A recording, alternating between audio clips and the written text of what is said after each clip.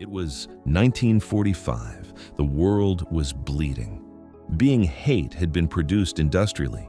Countries were not only engaging in war, but warring ideologies, dehumanizing the opposite until they no longer perceived the opponent as a human being. This indoctrination was absolute to the people of Japan. They were taught that capitulation was a worse thing than death, as well as that the enemy on the other side of the ocean consisted of a group of monsters who could not be merciful. However, history can be very deceptive. The tale of today is a unique and beautiful flashback on the forgotten history of World War II. It is a tale of 247 Japanese women who were prisoners of war and landed on the American shores, anticipating torture, humiliation, and death. What they received in its place, however, was a weapon much more powerful than any bomb.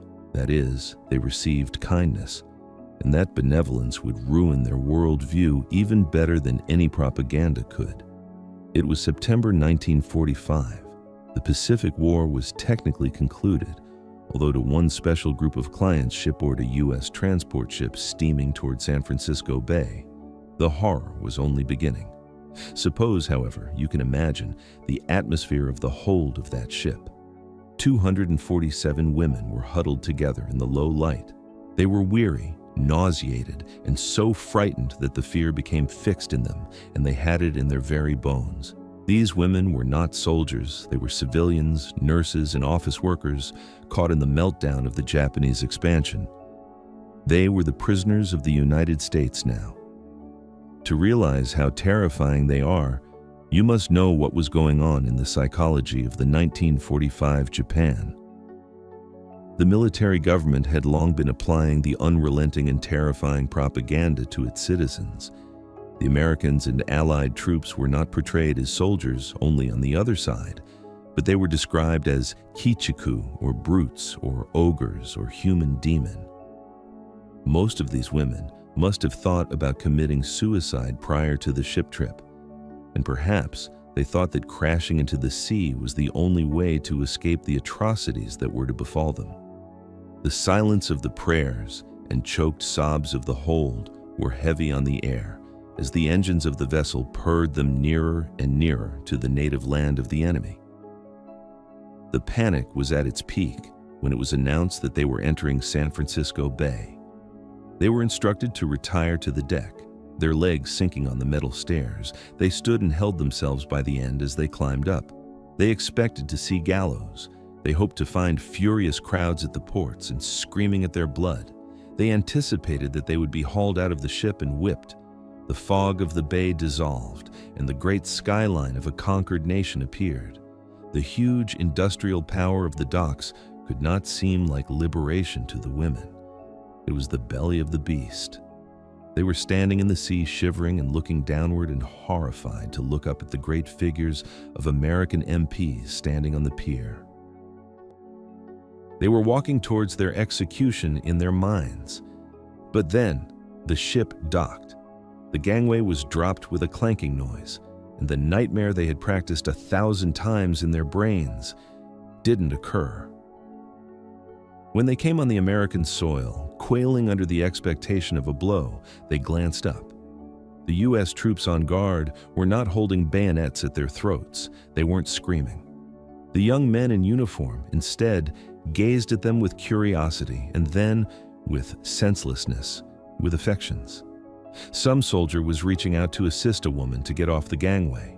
A second smiled and shook his head in salutation.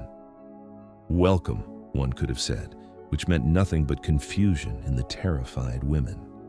The mental miscongruence was cacophonic. The monsters were smiling, the demons were gentle. The women gazed at one another with the disbelieving astonishment in their eyes. This was the first hole in the wall of deception in which they had been living years. It was a scene of great psychological startlement. The silence of the soldiers was not ominous. It was not a fight.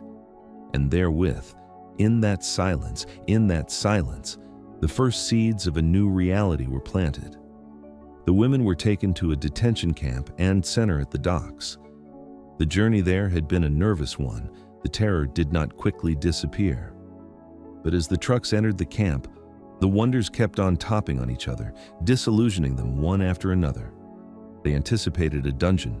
They anticipated dirt, hard cement floors, and lack of food, the sort of thing that they had heard of in war zones. Rather, they were marched into comfortably clean barracks. The initial significant shock was the processing center. The hygiene was a luxury most of these women had lost in the formless last months of the war. The dust of ruins and the dirt of a protracted sea voyage fell on them. American nurses who met them were not disgusted.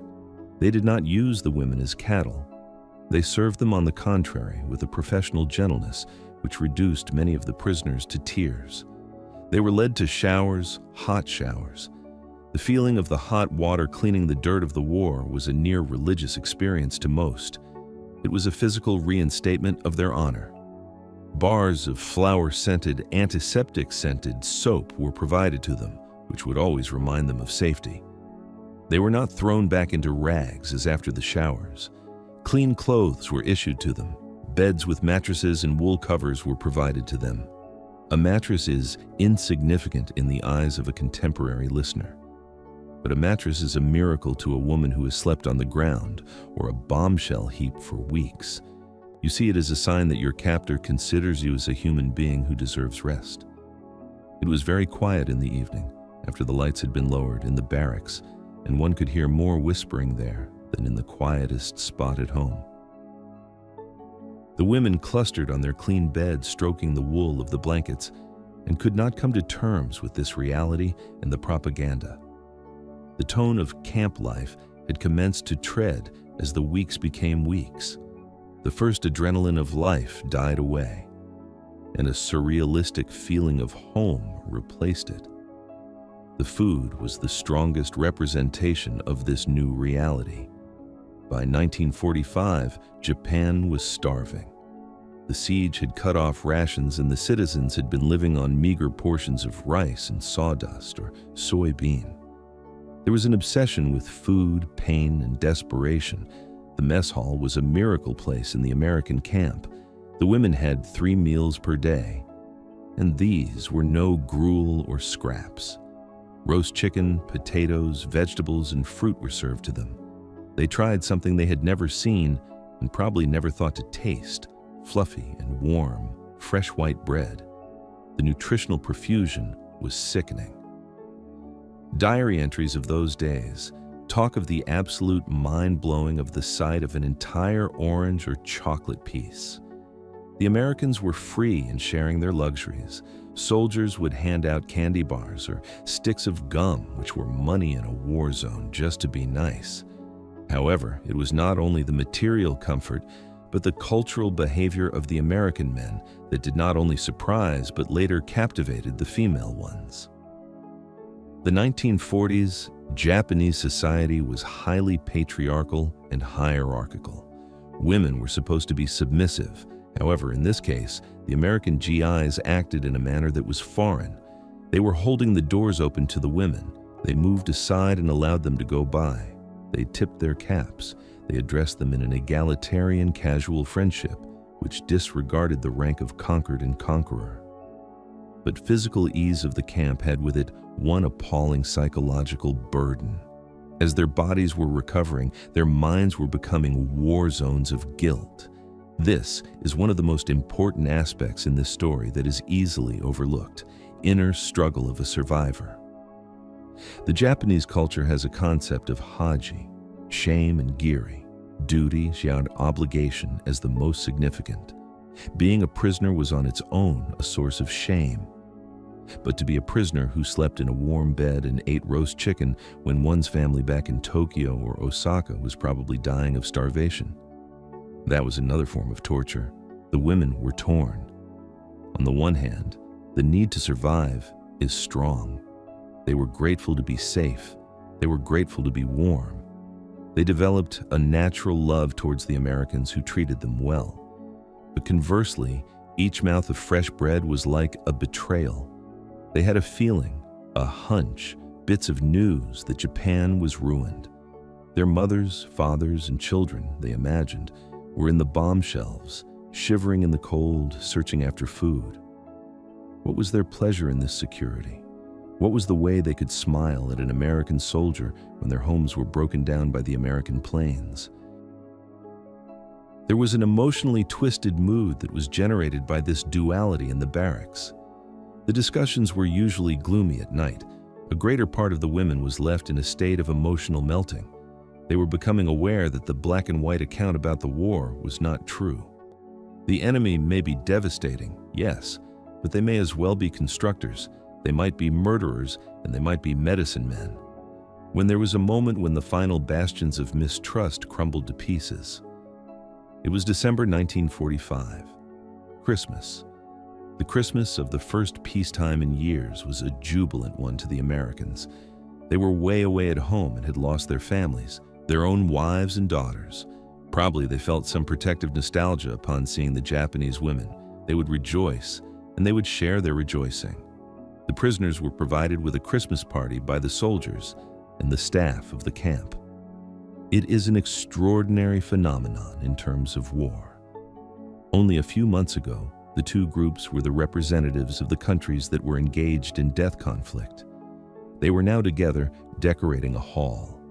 The soldiers scrounged presents to vast extremes. These were not costly things the soldiers could do little to bestow. They used their rations and their wages together to purchase no more than bars of scented soap, tubes of lipstick, chocolate, wooden combs with humble origins, and even some writing paper. As the women were assembled and the gifts were distributed, the room became quiet. It is symbolic, and you must know it. A gift is an act of equality. You bestow gifts to friends, family, peers.